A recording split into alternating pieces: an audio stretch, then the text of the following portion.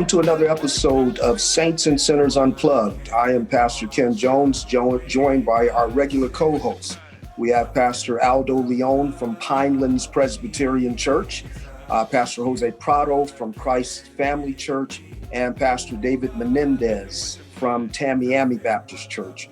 We are four local pastors here in South Miami who get together over this format to talk about various aspects of reformational theology, church history, and and the gospel and its various implications.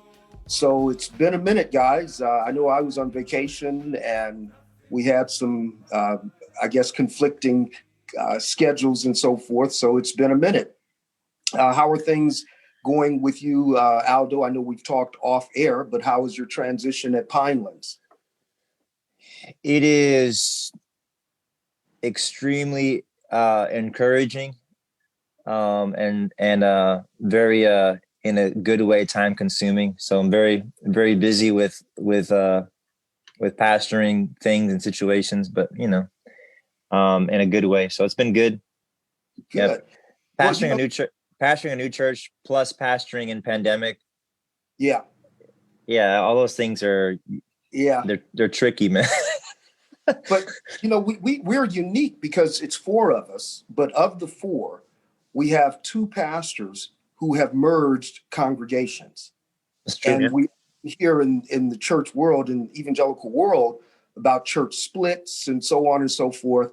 But Jose, you transitioned a church into blending two congregations together. How's that? I know it's off topic, but it is for a moment.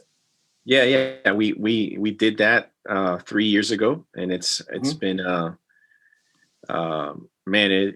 it's been awesome. Not just from a ministerial perspective of being able to work with a team of other guys, but also from just the church body and the way that they gravitated to one another and just love each other. And we just been able to do so much more together in the city. And so it's been awesome. I mean, COVID has hit us hard. We were meeting school, and that school has not allowed us to go back. And so we're doing afternoon services at a neighborhood church. And so that's been a little difficult, but it's been good. Now, also with the unique situation of the merging of the congregations. Now, Jose, your church was had grown into the doctrines of grace. The Mm-hmm. church that you merged with, were they already Calvinistic, Reformed, or? I'd probably say no. They were, open to listening, but it's they've definitely embraced the doctrines of grace, and both the guys that I now minister with, so the other pastors on board, mm-hmm. and the congregation as well. Okay. And Aldo, in your situation, when you planted, it was sort of a Reformed Baptist. You weren't a part of the Association of Reformed Baptist Churches, but you guys were already Calvinistic, and you were a Baptist congregation, and you transitioned into the PCA, and now you're moving in a PCA church, an established PCA church. Yeah. And that, I guess it was kind of like very providential. So we moved from denominations, and then this situation comes in the horizon, like shortly after that. So this kind of worked out. Yeah. Well, the local church is important, and no matter what we say, what we do institutionally or with other parachurch organizations, at the end of the day, Jesus came to establish a church for his sheep. That's right. So it's really wonderful to see bridge building and to talk about these when congregations can come together and grow in their grasp of the gospel. Now, let's segue into our conversation. When this airs, we are coming closer to the celebration of Reformation Day on October 31st, the Protestant Reformation launched by Martin Luther with all of its various implications afterwards. So what we want to do, I want to give you the big picture, and then we can walk our way towards it. First off, it would be my contention, and you guys can tell me if you agree with it in these terms or not, but essentially, the purpose of the Reformation was to recover the apostolic gospel with all of its implications in terms of the person and work of Christ and all of the related doctrines. So the purpose of the Reformation was, or the necessity of the Reformation, is that Luther and even some before him felt that the church had departed from the apostolic gospel. Would you guys agree with that? I can't hear. 100%. Okay. We've done other shows where we've talked about, what were the precursors to the Reformation, and definitely, the loosing of the gospel, the loosing of the message of grace, right, and the loosing of justification by faith alone in Christ alone, that necessitated, right, the Reformation. Well, but to your point, so when we talk about recovering the apostolic gospel, let's begin our discussion by articulating as clearly as possible what the gospel was as articulated by the apostles. Well, I can read to you a definition that I got from this very important theologian called Ken Jones. But I can read to you the definition you've used, and I've loved it and stuck with it since the moment I heard it. But here it is. The gospel is the announcement of God's saving grace in and through the person and work of Jesus Christ, his only begotten Son, who in our nature obeyed God's law in thought, word, and deed, and in our place he bore the wrath of God. He was buried, and on the third day he physically rose from the grave. 40 days later he ascended into heaven, where he is presently seated making intercession for everyone whom through the instrument of faith has been forgiven of all unrighteousness and accredited with his righteousness and awaits his return. Wow, I like that. No, it's yours. Okay, I that's one I'll keep. No, that's an overarching statement, and that this is the message proclaimed biblically. Obviously, that's what Paul says in Romans. That's a summation of his articulation of the content of the gospel in Romans, as well as in Galatians, and also throughout his epistles. Yeah, in First Corinthians 15. One of my favorite ones is very short. In First Thessalonians 1. At the end of chapter 1, he talks about those who await the one who resurrected from the grave and who redeems or saves from the coming wrath. I mean, very short. It's a small, short definition of the gospel. Okay, so therefore, the recovery of that message and all of its various implications. Well, let me back up. What are some of the constituent doctrines that make up the whole of that message? The critical doctrines. Yeah, well, go ahead. No, I was just going to say the doctrine of justification, the imputation of Christ's righteousness to the sinner, which before the Reformation, justification was a process of making righteous for the most part. So the recovery of that essential doctrine of justification, in which the sinner is imputed, he is declared righteous, not made righteous, and thus reconciled with God. Okay, so again, The apostolic gospel is the announcement of God's saving grace through the person and work of Christ, including his righteousness for us and him having paid the penalty for our sins, his burial, his resurrection, his present session. And doctrines that are constituent to that message is central. And it's, as a matter of fact, Luther and the other reformers called the doctrine of justification the article upon which the church stands or falls. So being clear on what justification is, and what we'll do in this session and in the next one is kind of look at some of the deviations from that and why people kind of backed up from it, and even the inconsistent view of justification. But what is another constituent doctrine of that's part of the gospel message? I think one thing that was confused and lost in the generations before that the reformers kind of recaptured was the doctrine of penal substitution as it pertains to the cross. So it seemed like the cross had kind of over time shifted and morphed to like this Christus Vicar, like this kind of like it's a triumph over like the demonic powers. It was more moralistic and less forensic.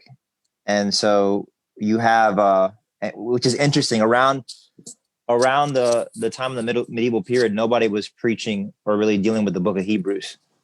And so the reformers getting back into books like the book of Hebrews really restore that forensic, objective, substitutionary view of the cross, as opposed to like this kind of more moralistic view of the cross, where the cross is less about something that is done for us, and it's more about something that is it's a domino effect that accomplishes many things through us. Well, let me Aldo, because I think that's an important doctrine, or it's an important part of the apostles and the reformers' understanding of the gospel, and especially as it relates to justification. But could you explain for our listeners what penal substitution is? Yeah, so basically that Jesus' death is it's substitutional and less kind of transformational. So in the sense that Jesus' work on the cross is something that replaces me. It's done in my place. It's not something that kind of compels me or motivates me to do something for Jesus. It's something that's done in my place. So Jesus takes my law place before God. He takes my legal position before God, and he is judged as my substitute. Penal means that it is God. It is not just he takes my place, but he takes my place in the sense of taking my punishment. So on the cross, it wasn't a payment to the devil. It wasn't a payment to which some it was a payment to God. That's been termed the ransom theory. Yeah. So he on the cross, Jesus satisfies the legal, just, holy, righteous wrath of God as my substitute. And so it's he does something in my place, and he takes a punishment in my place. Because then at the end of the day, like, my problems are not situational. My problems are not personal. My problems are vertical. They're legal before God. And so it's penal substitutionary, as opposed to it being a lot of other more subjective things. Yeah. Which is very controversial now. Like, I think you got these so-called theologians like N.T. Wright that say that penal substitution is divine child abuse.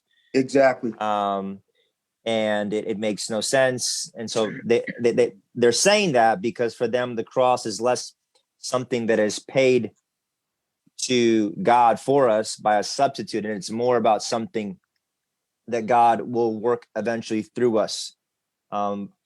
And so the cross is either something that God does entirely for you through Christ, or it's something that God is perpetually working through you. And I think that's the main difference. When you talk about penal substitution, you're talking about emphasizing the Christ cross event as objective, something Well, done for you. it also emphasizes that divine forgiveness is what satisfies divine justice, meaning that there's nothing really man can do to satisfy the justice of God. You know, the justice of God must be satisfied by God Himself. And so, you know, one of the things that penal substitution does, it just completely eliminates any thought that we could have that we ourselves could somehow sacrifice enough to satisfy the justice. Yeah. And that's a key part too, is when it says penal substitution, it's saying that God's wrath was fully satisfied in the Christ cross event, which is very, in the Roman Catholic Church, it's like, no, well, wrath is still hanging over us, and it needs to be regularly appeased through re-sacrificing Christ, through, penance and through self-flagellation and through, and if you don't make it all the way, you need to suffer some more of God's wrath in purgatory. But penal substitution says that all of God's anger and wrath and displeasure was poured out on the substitute. So there's no like perpetually angry God to appease in some humanistic way. It happened. Well, and let me because in talking about penal substitution, you also mentioned imputation and justification. And with the reformers, as they went back to the apostolic writings, they understood the transaction that secured our salvation in legal terms. Yes. Both penal substitution, as you mentioned, that in the crucifixion of Christ, there is divine judgment being executed. And in justification, the justification of sinners, there is a divine legal announcement. And in imputation, the same thing, even though imputation would be more from the accounting world, but the basis of imputation is the substance of substitution. The reason imputation makes sense is because an innocent person, a person who has fulfilled the law, who fulfilled the law on behalf of someone else, is also bearing the punishment, and therefore the righteousness that he has earned is legally given to another person. And within that, I was going to say, within that, Ken, the then ongoing developments of federal covenant theology, which is a fruit of the Reformation as well. When you talk about substitution and forensic imputation and all of that, then you start talking about the two federal heads and the covenant of works, the necessity, the requirement to satisfy that covenant by the mediator, so that in the last Adam we can be justified by grace. Yes. Yeah. And you mentioned covenant, because covenant theology is, as you mentioned, a fruit of the Reformation. But it's a matter, and I want to address this because people are, especially the literalist, they say, well, it's not in the Bible, but it's framed. The salvation of man, or actually even the creation of man, is framed within the scriptures. So covenant theology is simply a way of systematically understanding what is revealed in scripture. So the reformers didn't make this up. They wrestled with Paul's language in Romans 5. By one man, sin entered into the world, and by another man, salvation has come. And they talk about, Paul in Galatians talks about two covenants. And so covenant theology is part of understanding the substance of the apostolic gospel as understood by the Reform. And another way of saying that is that Christ we relate to him primarily as a federal head, someone who represents not only substitution goes hand in hand with that truth of federal representation. So he becomes our substitute because he's our head, right? And so we see Christ primarily as somebody who represents us, and what he does as our representative is how we relate to him and how we see Christianity unfold, as opposed to he's primarily an exemplar. He's primarily like a trailblazer for us to Right. get the motivation. He primarily represents us. Okay. Which means that his work that he does, not only as a representative, but it replaces us substitutionally, right? So he because he represents us, he does things for us in a substitutional manner as our head. Germane to that, the idea of covenant, how important is the doctrine of the incarnation and what is meant by the incarnation as fleshed out in more systematic works? The incarnation of the Son of God, him becoming flesh. How important is that in terms of covenant and in terms of the legal transaction that took place on Calvary? Well, in terms of covenant, we have, Genesis 3:15, the promise of the seed of the woman who would crush the head of the serpent, and so there God makes a promise. He makes, we could say he makes a covenant. I mean, he makes a promise, right? And then we see that in Genesis 12, Genesis 15, Genesis 22, when this covenant is made with Abraham, right? That the seed of Abraham, and so Jesus is that seed, and in the incarnation is so important, because what we have in that seed is not just the seed of a woman, but is the let's say undiluted, blemished seed of God. Is God Himself. And in that regard, when we talk, and that's why it's important when we talk about the gospel that we emphasize the person and work of Christ. Because in the incarnation, as you mentioned, Jose, the eternal Son of God becomes flesh. And why is it important for God to become flesh? Why is that significant in terms of the gospel? I was just thinking in terms of, as you were saying, asking about the covenant. The Son of God becomes flesh because there is a covenant of works, a covenant of righteousness with humanity, with the first Adam, that God has not abrogated, that still hangs over anyone that is outside of the last Adam. That is God's demand for humanity. Righteousness, as it was demanded of Adam in a particular way, and then later on expanded under the terms of the Mosaic covenant in the law. So covenantally, those are the demands that God has from humanity. Works, righteousness, in order to dwell with Him. Sometimes people say, God doesn't demand perfection. He just try your best, be your best, love Him and all of that. But they fail to understand the covenantal aspect and framework of salvation. And that is why the Son of God has to incarnate and come under the law. Yeah. So the thing is, the first Adam was a true man who truly failed as a true man. And so the Savior has to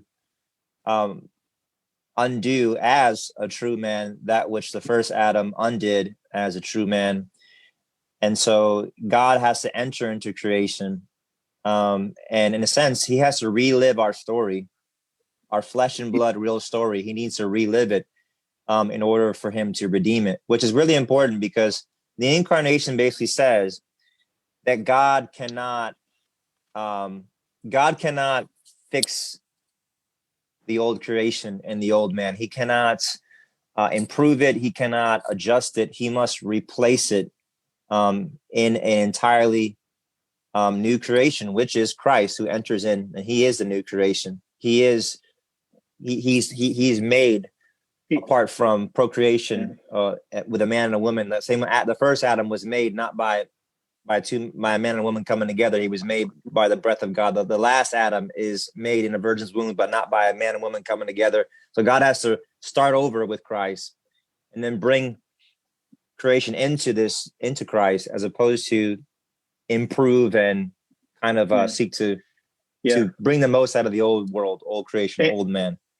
And he starts over in Christ, the new man, the new creation, by damning, by crucifying, by killing, by burying the old man in the death of Christ. And so covenantally, the incarnate Word of God, the incarnate second person of the Godhead, the eternal Son of God, becomes flesh and humbles himself. He who is the lawgiver humbles himself under the demands of God's law in the likeness of humanity, because covenantally he is securing the works and obedience that is required of God's image bearer. And also in the likeness of the ones that he represents covenantally, he bears the full weight of divine wrath. So therefore, when we talk about the gospel, it does center on the person and work of Christ. Yeah. And the person and work of Christ is introduced to us in the incarnation. But now, also related to that, so far, when we talk about the apostolic gospel, it's important to be clear, and the reformers and the succeeding generations of Protestant teachers after that, they helped us to get clarity on the doctrine of justification, because that's found in the apostolic writings. They helped us to understand penal substitution. They helped us to understand the incarnation, but also, what about the doctrine of man, anthropology? Well, yeah. It's kind of like one thing I was going to say is that when you get creation wrong, which is like how we understand the what a man is and what a man's not, you tend to get everything else wrong. And so I think one of the things that was the reformers adjusted about I guess the way humans are understood is that man was made, how do I say this? In creation, man was not made needing grace to overcome some kind of limitations. And I think one of the issues that you have with the way the Catholicism fleshes itself out is that grace is not something that comes post-fall. Grace is something that comes in human anthropology and in creation. Right. And if there's grace before the fall, then you inevitably set up a structure in all existence for humanity to always be in some kind of like fusion of like God's grace and his merits, right? Mm-hmm. And so the way that Roman Catholicism saw man being made was man was made in some kind of need for like divine grace, which puts you like on this trajectory that leads you to misunderstand redemption, and then like just our view of humanity and whatnot. And also it leads you to think that things that are so if grace is something that is necessary for our creational humanity, then you have all these weird things that come out of that, like sex is bad, food is bad, and all of this kind of like weird like pietistic abstinence that you see like in Roman Catholicism. So like there's like a weird view of like this grace dynamic that comes into like the original creation that kind of begins to creep into all the other places. So when you talk about in creation and as it relates to anthropology, one of the things that I think was recovered by the reformers is the concept of man in creation, number one, and then man in corruption. so they brought clarity to those issues. Yeah. Then we could talk about man in redemption. So man in creation, as the image bearer of God, was created with the ability to do everything that God required of him. Yeah.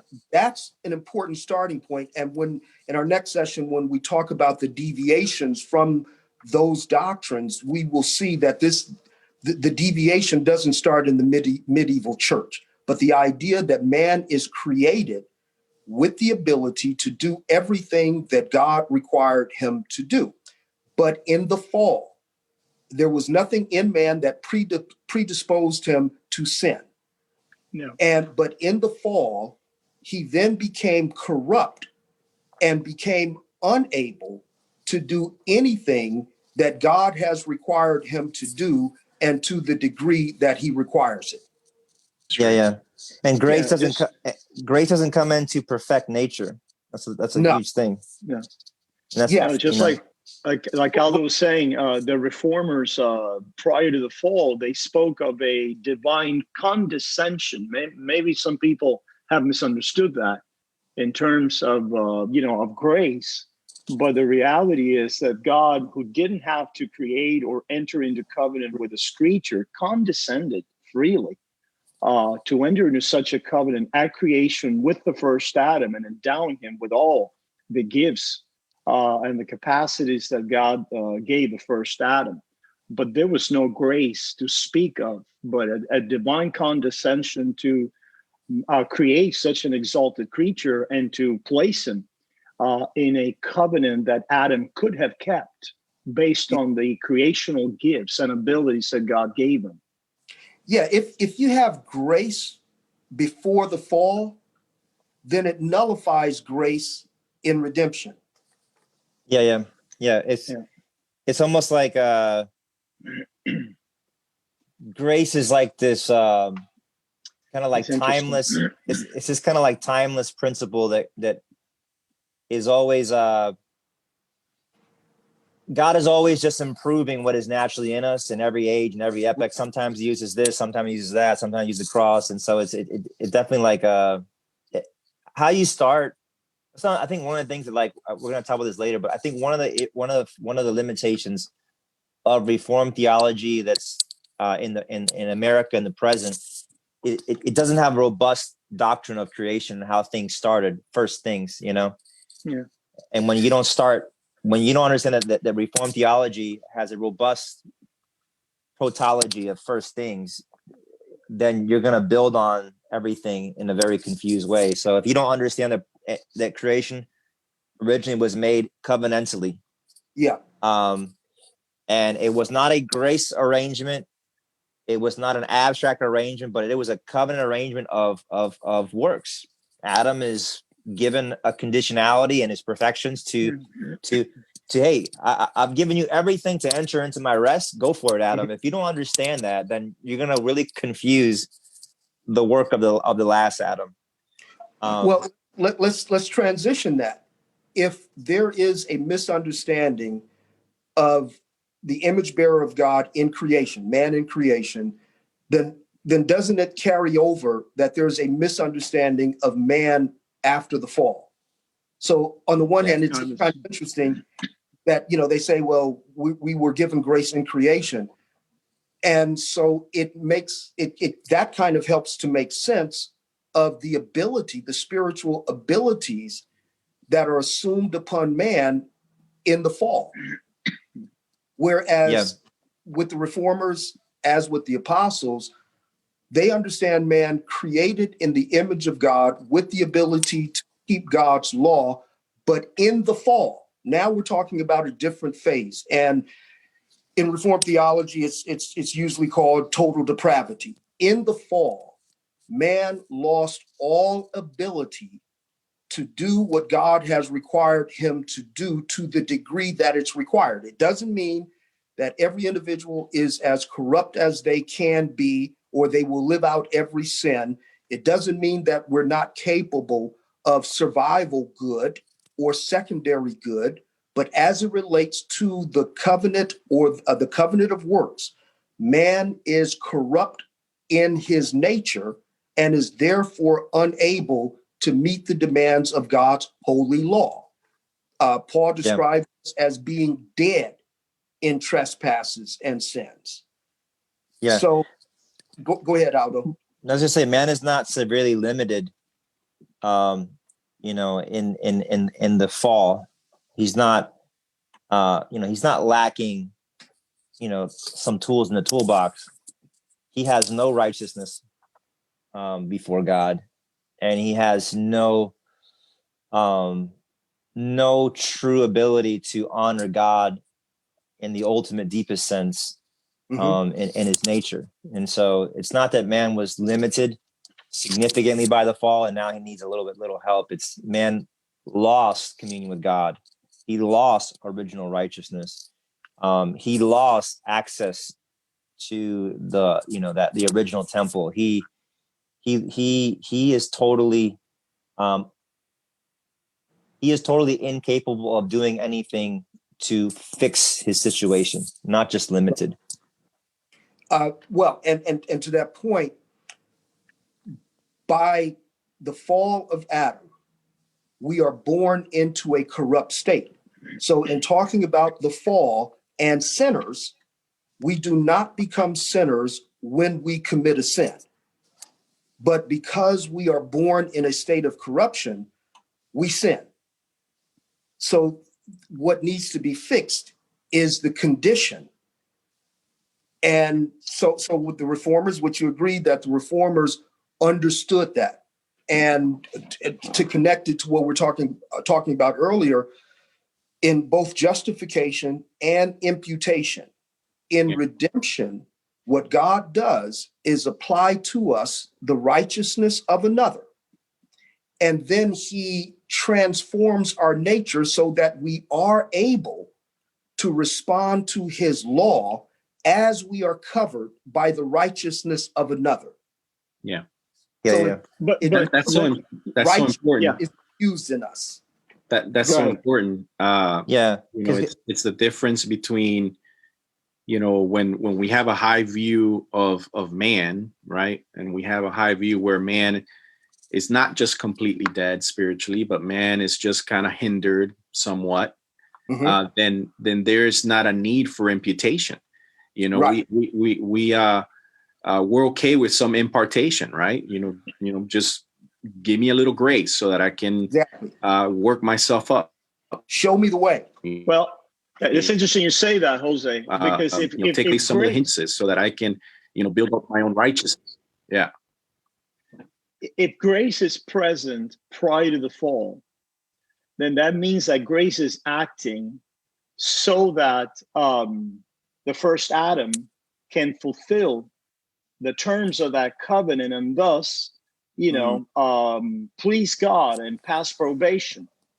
So if that is the case, notice then that sets up the trajectory for salvation in terms of grace in order to fulfill. That's how I was trying to say earlier. And that is why historically then you see, even in the likes of St. Augustine, that man is not utterly fallen because there is a higher part of man's constitution that has to do with his reason, with his thinking, that is not utterly devoid of of some virtue. The lower part, the appetites, the flesh is. So when supernatural grace intervenes, then man is able to be placed back on course with God, so that through the process of obeying the law, obviously penance and ultimately purgatory, then we will finally be able through grace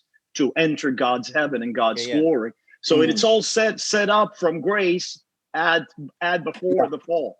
Because trajectory. when you put grace into Adam's arrangement, you see there's a conditionality there because he's thrown out, but then there's like this concept of unconditionality. So it starts with man is going to get somewhere through a little bit of grace and a little bit of conditionality. That's how it starts. Okay, so we screwed up. What do we need now? Some more grace and some conditionality. Yeah. right? Yeah. But that's one of the things that the reformers said, like, God does not accept congruent merits, only condign merits, meaning like, okay, I get it that our works aren't really perfect, but God attributes perfection to things that are not perfect.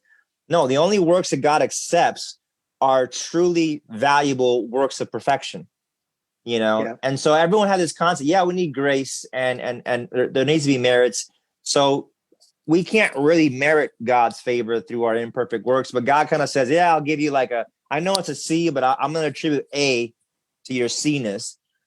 And the reformers said, no, God only gives merits to things that are actually representative of that perfection. But if you start with that whole perfection and imperfection come together and go somewhere, then you're always going to be stuck in that, which is why Scott Clark says, if you deny the covenant of works in the front door and you bring in some grace, then it's going to come in the back door in the wrong place. Exactly. Right on. Yep. Well, we want to wrap this session up, but we're talking about the Reformation. The Reformation is about recovering the apostolic gospel. The apostolic gospel is made up of constituent doctrines. And if you are not clear on any of these particular doctrines as the reformers articulated it and as it's expressed in the apostolic writings, then you will come out in a different place in your understanding of the gospel. So all of those things do work together. What we'll do in our next session is look at some of the deviations from those particular articles at the time of and the pushback that they got at the time of the apostles, and then throughout church history, and even up to this very present moment, because everything that calls itself reformed is not reformed.